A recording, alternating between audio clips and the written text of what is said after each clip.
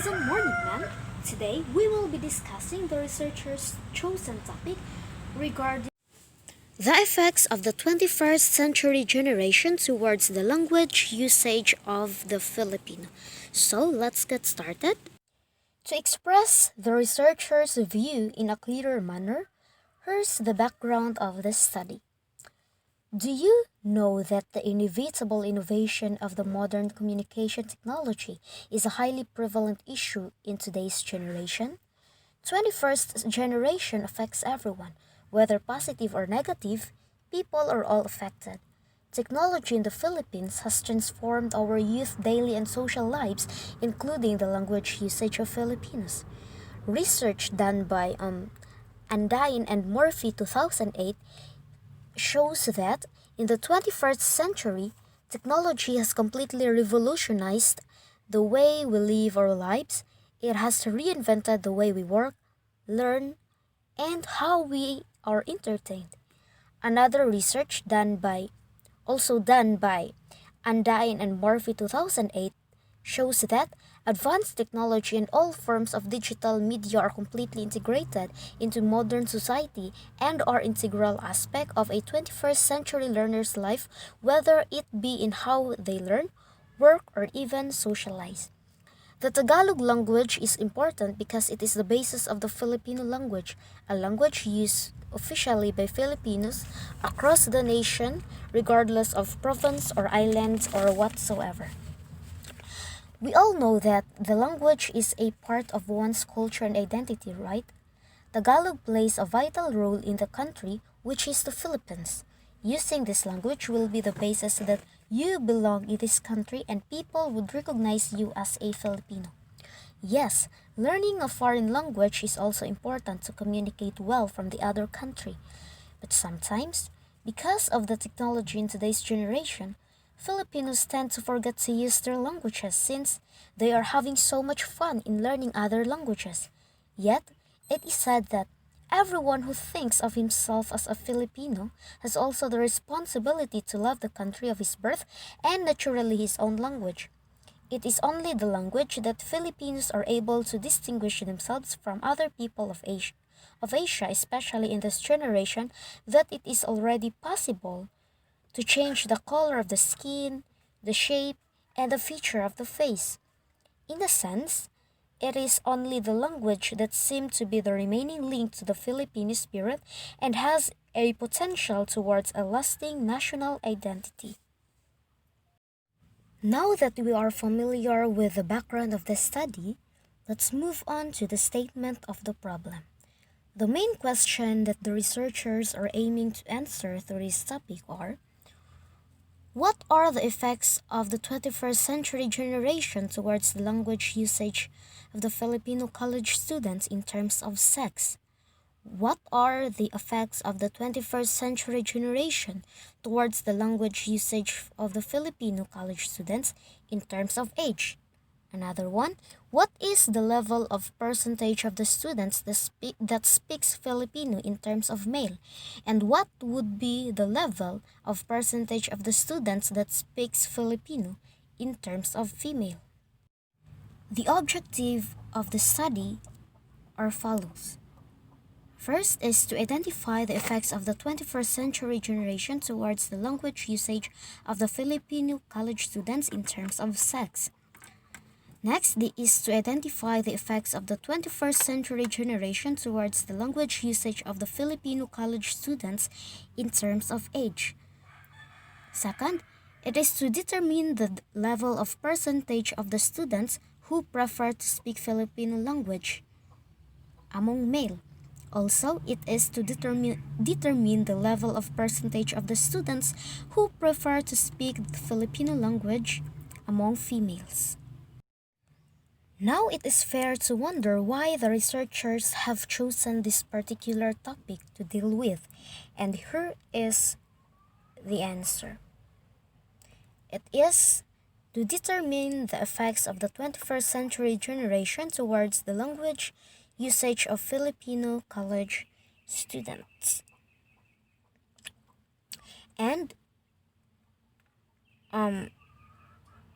It will be signified to the following. First, for the students, for them to determine the various effects of the 21st century generation towards the language usage of the Filipino. And for the language teachers and administrators, for them to guide their students towards their language usage in Filipino and to help them acknowledge the young Filipinos regarding their own language, regarding the importance of their own language. For the scope and the limitation of the study, this study will be delimited to the first-year college students of Central Mindanao University, particularly in the College of Education Department. The research that needs to be done for this study can be done through the use of descriptive in nature.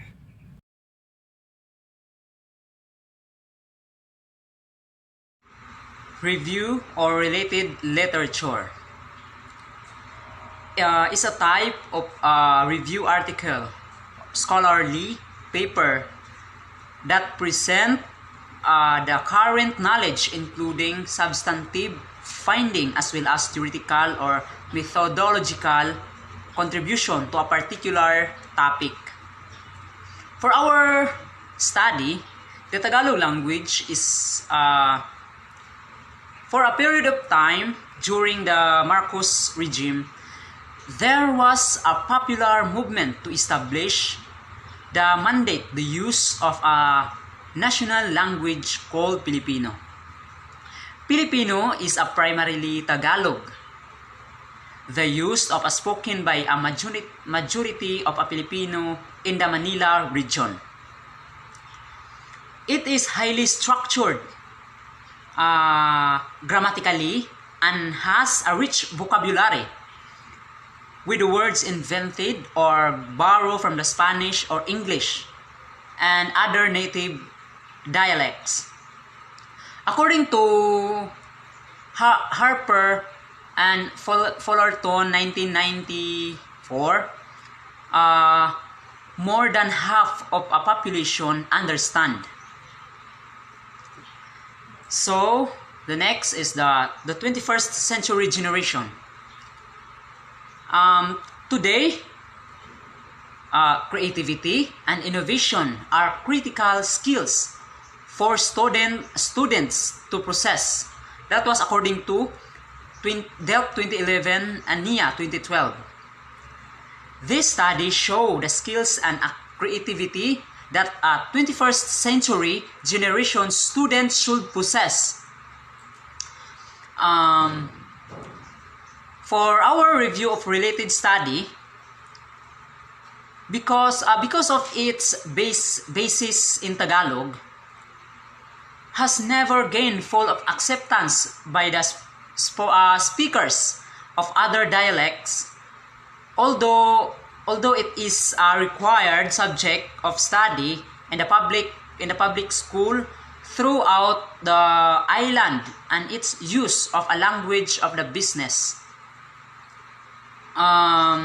consistent with other high context cultures, or Filipino have a highly developed sensitivity to a non-verbal aspect of communication. That was according Gu Kinhor 1990. The Philippines is one of the few former colonized of Spanish where Spanish did not become the national language. For our methodology, this chapter presents the project design, work plan, materials and equipment, and estimated cost. For our project design, this project includes the first-year college student of Central Mindanao University, especially from the College of Education Department. There were survey questionnaires that are given to the respondents. Here's our work plan. For work plan that we make for the first week of our activity, as we are going to make making of the questionnaire and distribution of the survey questionnaire, and the third is collecting the result from the interviewees. That is our first week.